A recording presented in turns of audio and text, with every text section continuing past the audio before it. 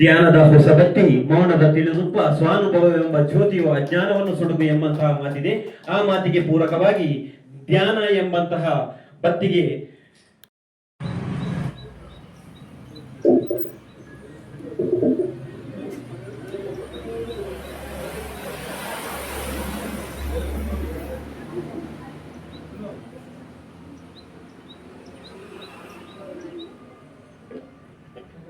ಚಂದ್ರಮಾನ ಮತ್ತು ಸೌರಮಾನ ಎಂಬಂತಹ ಎರಡು ಪದ್ಧತಿಗಳಲ್ಲಿ ನಾವು ಈ ಯುಗಾದಿಯನ್ನ ಆಚರಿಸ್ತೇವೆ.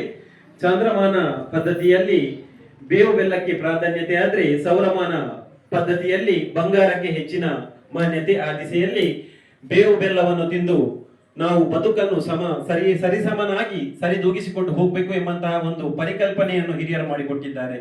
ಆ ದಿಸೆಯಲ್ಲಿ ಬೇವು ಬೆಲ್ಲವನ್ನು ಹಂಚುವ ಮೂಲಕ ಈ ಒಂದು ಕಾರ್ಯಕ್ರಮಕ್ಕೆ ಚಾಲನೆ ನೀಡಿದ್ದೇವೆ. ಇದೀಗ ನಮ್ಮ 7 ಬಂದ್ರ ಕನ್ನಡ ಅರ್ಥ ಆಗಲ್ವಾ? ಕಷ್ಟ ಆಗ್ತದೆ, ಇರ್ಲಿ ಮತ್ತೆ ನೋಡುವ. ಕೈ ಇಳಿಸಿ. ಸೊ ಕ್ಯಾಂಪ್ಗಳಾಗುವಾಗ ನಾನು ನಿಮ್ಮ ಹತ್ರ ಫಸ್ಟ್ 1-2 ನಿಮಿಷ ಮಾತಾಡ್ಕೊಳ್ತೇನೆ, ಮತ್ತೆ ಮಕ್ಕಳ ಹತ್ರ ಬರ್ತೇನೆ. ಯೂಶ್ವಲಿ ಎಲ್ಲಾ ಕಡೆ ಕ್ಯಾಂಪ್ ಆಗ್ತದೆ. ಒಂದು 3 ತರನಾದ ಕ್ಯಾಂಪ್ ಅನ್ನು ನಾನು ನೋಡಿದ್ದೇನೆ. ಕೆಲವುದು ತಂದೆ ತಾಯಿ ತುಂಬಾ ಬಿಸಿ ಮನೆಯಲ್ಲಿ, ಮಕ್ಕಳನ್ನ ನೋಡ್ಕೊಳ್ಲಿಕ್ಕೆ ಆಗುದಿಲ್ಲ ಅಲ್ವಾ? ಅದಕ್ಕೆ ಟೈಮ್ ಪಾಸಿಗೆ ಅಂತ ಮಕ್ಕಳನ್ನ ಕೆಲವರು ಕ್ಯಾಂಪಿಗೆ ಕಳಿಸುವಂತ ಕೆಲವು ಕ್ಯಾಂಪ್ಗಳು ಇರ್ತದೆ.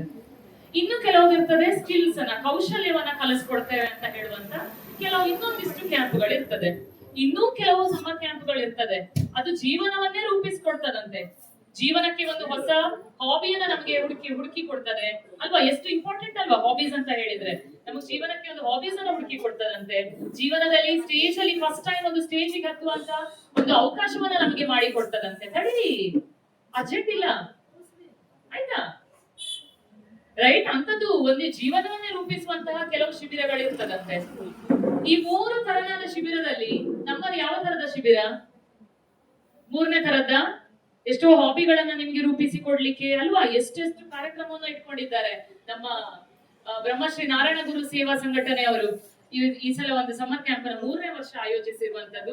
ಸೊ ಫಸ್ಟ್ ಆಫ್ ಆಲ್ ಇಲ್ಲಿ ಇರುವಂತಹ ಎಲ್ಲ ಗೌರವಾನ್ವಿತರಿಗೆ ಅಭಿನಂದನೆಗಳನ್ನ ಸಲ್ಲಿಸ್ತಾ ಇದ್ದೇನೆ. ಒಂದು 48-50 ಮಕ್ಕಳನ್ನ ಒಂದು ಕಡೆ ಒಟ್ಟಾಕೋದು ಈ ರಜೆಯಲ್ಲಿ ಅಂತ ಹೇಳಿದ್ರೆ ಅದು ಸುಲಭದ ಮಾತಲ್ಲ. ನಂಗೆ ಗೊತ್ತಿದೆ ಒಂದು ಸ್ಕೂಲ್ ಟೀಚರ್ ಆಗಿ. ಸೊ ಅದ್ರಲ್ಲಿ ನೀವು ಸಕ್ಸಸ್ಫುಲ್ ಆಗಿದ್ದೀರಾ. ಸೊ ಫಸ್ಟ್ ಆಫ್ ಆಲ್ ನಿಮ್ಗೆ ಕಂಗ್ರಾಚುಲೇಷನ್. ನಮಗೆ ಈ ಅವಕಾಶ ಕೊಟ್ಟದಕ್ಕೆ ಥ್ಯಾಂಕ್ ಯು ಸೋ ಮಚ್ ಅಂತ ಹೇಳ್ತಾ ಇದ್ದೇನೆ.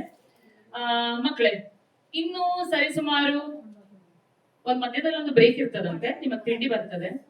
ಅದಾದ್ಮೇಲೆ ಒಂದು 12:15 ತನಕ ನಾನು ಮತ್ತೆ ರಾಕೇಶ್ ಹೊಸಬೆಟ್ಟು ಅವರು ರೈಟ್ ನಿಮ್ಮಿಬ್ಬರನ್ನ ನಾವಿಬ್ರು ಸೇರಿ ನಿಮ್ಗೊಂದಿಷ್ಟು ಜೀವನ ಮೌಲ್ಯಗಳು ಮತ್ತೆ ನಿಮ್ಗೆ ತುಂಬಾ ಖುಷಿ ಆಗುವಂತ ಸೆಷನ್ಗೆ ಅವ್ರು ಬರ್ತಾರೆ. ನನ್ನದು ಖುಷಿ ಆಗ್ತದೆ, ತುಂಬಾ ಕತೆ ಹೇಳ್ತೇನೆ ನಾನು. ಅದ್ರ ಜೊತೆಗೆ ಅವರು ಇನ್ನು ನೆಕ್ಸ್ಟ್ ಬರ್ಲಿಕ್ಕಿದ್ದಾರೆ ಆಯ್ತಾ? ಒಂದು ಸಾಧಾರಣ 12:15 ತನಕ ನಮ್ ಜೊತೆ ಇರ್ಬೇಕು. ಈಗ ಸುಮ್ಮನೆ ಕೂತ್ರ ಆಗೋದಿಲ್ಲ, ನಮ್ಗೆ ಸೌಂಡ್ ಮಾಡ್ಬೇಕು. ಸೌಂಡ್ ಗೊತ್ತಾಯ್ತಾ?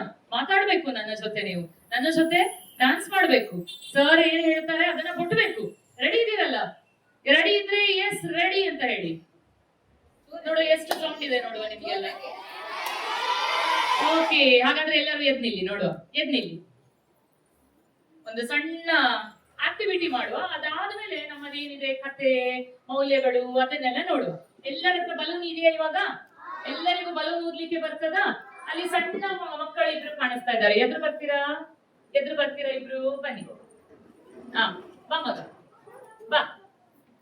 ಓಕೆ, ಯಾರಿಗೆ ಬಲೂನ್ ಊದ್ಲಿಕ್ಕೆ ಬರೋದಿಲ್ಲ ಅವ್ರ ಪಕ್ಕದವರ ಹೆಲ್ಪ್ ತಕೊಂಡ್ರೆ ಆಯ್ತು ಆಯ್ತಾ?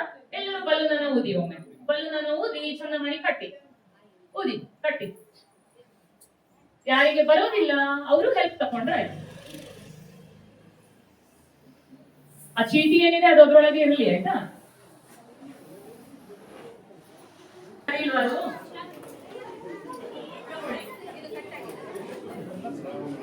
ಆರಿಸ್ಲಿಕ್ಕಲ್ಲ, ಹಿಡಿಬೇಕದು. ಆಟಾಡ್ಬೇಡಿ, ಹಿಡ್ಕೊಂಡಿರಿ ಒಮ್ಮೆ.